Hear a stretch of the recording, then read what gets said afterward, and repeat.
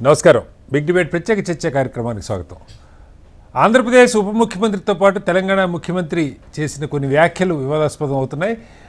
ఆంధ్రప్రదేశ్లో ఉప ముఖ్యమంత్రి పవన్ కళ్యాణ్ గారు కోనసీమలో కొబ్బరి చెట్లు ఎండిపోతున్న దాన్ని తెలంగాణ దిష్టి తగిలింది, తెలంగాణ నాయకులు పదే పదే గోదావరి జిల్లాల పచ్చదనాన్ని చూసి కన్ను కుట్టింది వాళ్ళకన్న రీతిలో ఆయన మాట్లాడారు.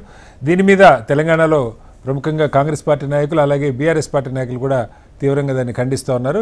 అదే సమయంలో బీజేపీ నాయకులు తెలంగాణలో దీని మీద స్పందించిన పరిస్థితి మనకు కనపట్లేదు.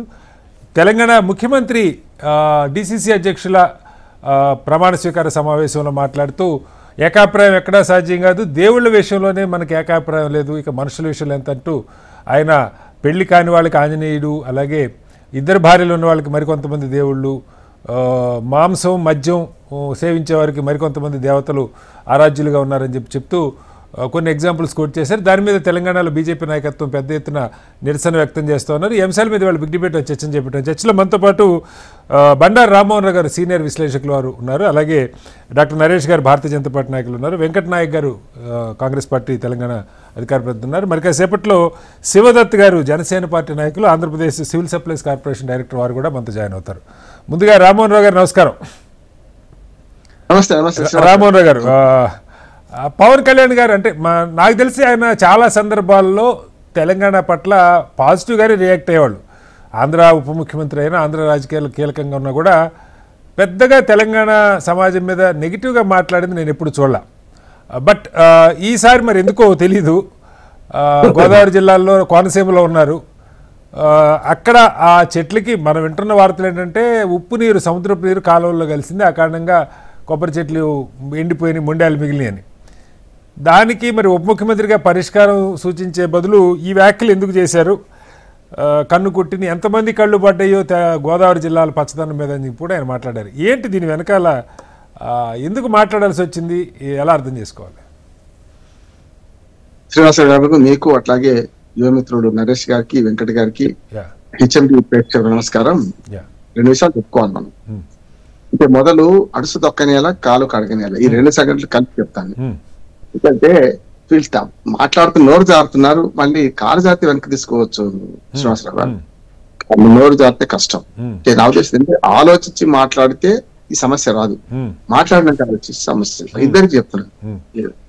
ఇక మీరు మొదటికి వస్తాను. ఎక్కడంటే పవన్ కళ్యాణ్ వ్యాఖ్యలు గత 3-4 రోజులుగా నేను రోజు ఏదో టీవీలో మాట్లాడుతున్నాను. సమస్య ఎక్కడ వస్తుందంటే, ఎప్పుడైతే పవన్ కళ్యాణ్ గారు మాట్లాడింది ఇప్పుడే కొత్తగా అదంటున్నాను. గతంలో తెలంగాణ వచ్చిన కొత్తలో, తెలంగాణ వచ్చినప్పుడు నేను 10 రోజులు ఆహారం నీళ్లు తీసుకోకుండా బాధపడ్డాను అని సమైక్యవాది వినిపించారు. బాధపడి నేను అన్నం నీళ్ళు ముట్టలేదన్నాడు. ఇక అంతకన్నా వ్యతిరేక వాక్యం కావాలి, ఇష్టం లేదని చెప్పి. సమైక్యవాదం వేరు, తెలంగాణ ఇచ్చిన తర్వాత వారం 10 రోజులు నేను నీళ్లు అన్నం ముట్టలేదు అనే మాట మాట్లాడితే అంతకని తెలంగాణ వ్యతిరేక వ్యాఖ్య ఇంకోటి లేదంటున్నాను. నేను నా సంగతి తెలిసింది. నేనేమంటున్నానంటే ఇది అంతకంటే ఇంకోటి లేదు కనుక ఇప్పుడు ఈ మాట మాట్లాడింది అంటున్నాను. ఇంకోటి ఏంటంటే, గతంలో చెగువేరా రకరకాల అన్ని సిద్ధాంతాలు పాటించిన ఆయన నేను ఎప్పుడు కూడా గులకరాయి లాంటి వాడు ఆయన అంటున్నాను. ఎప్పుడు కూడా మనకు లెక్కలేదు, అంటే ముడ్డి లేని కడుముంత అంటారు తెలంగాణలో. అంటే దానికి నిలవదు, అంటే బేస్ లెస్ ఉంటది అన్నట్టు, అది ఎట్లా పెట్టి పడిపోతుంటది.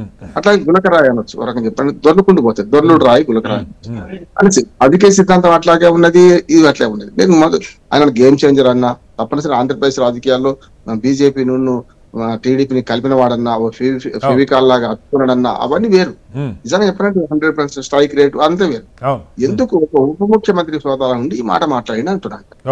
ఎప్పుడు కూడా ఎవరెవరి ప్రైవేటు బతుకు వారి వారి సొంతం, పబ్లిక్ లో నిలబడితే నిజమైన అంటాం. పబ్లిక్ లో నిలబడ్డవాడు ఉప ముఖ్యమంత్రికి ఉన్నాడు, ఒక సినిమాకి ఉంటే వేరు, ఉప ముఖ్యమంత్రిగా ఉన్నాడు.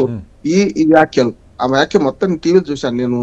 ఆయన ఏం మాట్లాడిందో ఒక 2 వాక్యాలు చెప్తాను. ఏమన్నాడు ఆయన? దిష్టి తలిగింది, నరదిష్టి తలిగితే రాయన బండరాయన పగిలిపోతుంది అనే మాట మాట్లాడుకుంటూ తెలంగాణ వాళ్ళ దిష్టి తలిగింది. ఇంతకంటే దుర్మార్గమైన వ్యాఖ్యం ఒకటి ఏం లేదు. తప్పక నేనేమంటే దానికి క్షమాపణ చెప్పాలి తెలంగాణ